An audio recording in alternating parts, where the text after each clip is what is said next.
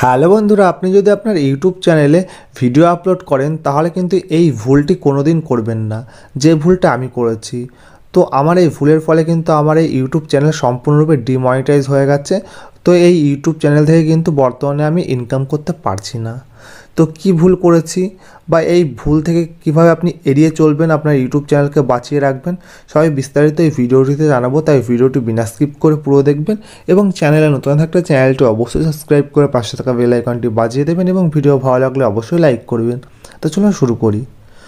তো ইউটিউবে আমি নর্মালি তো ভিডিও আপলোড করি টেক রিলেটেড বা কোনো ট্রেন্ডিং টপিকের রিলেটেড।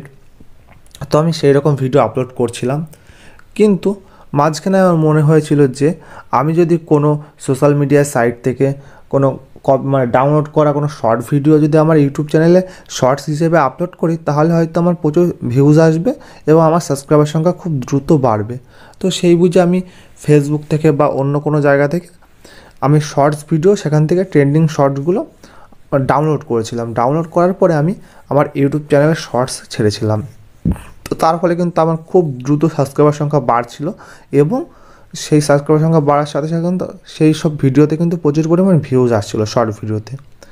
তো ইউটিউব কোম্পানি বুঝতে পারে যে আমি যে শর্টসগুলো আপলোড করছি সেইগুলো হলো অন্য জায়গা থেকে ডাউনলোড করা।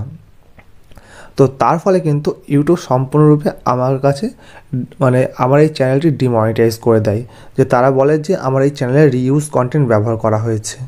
তো আমি যেহেতু রিউজ কন্টেন্ট ব্যবহার করেছি সেই জন্য কিন্তু কোনো রকম অ্যাপিলও করতে পারিনি তাদের কাছে।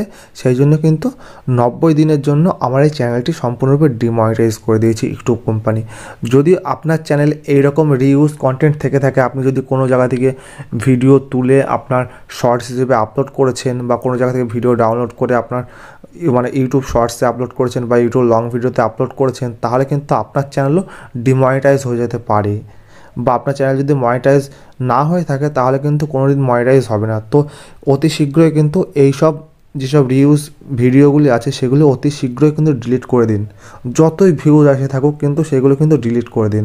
তো আপনার নিজের ভিডিও বা নিজের ভয়েস দেওয়া ভিডিও কিন্তু সেখানে আপলোড করুন, তাহলে কিন্তু আপনার চ্যানেলে কোনো রকম প্রবলেম হবে না। তো তা না হলে কিন্তু আমার মতো আপনার চ্যানেলে কিন্তু ডিমনিটাইজ হয়ে যেতে পারে। তো আশা করি ভিডিওটি ভালো লেগেছে। তো ভিডিওটি শেষ পর্যন্ত দেখার জন্য অসংখ্য ধন্যবাদ।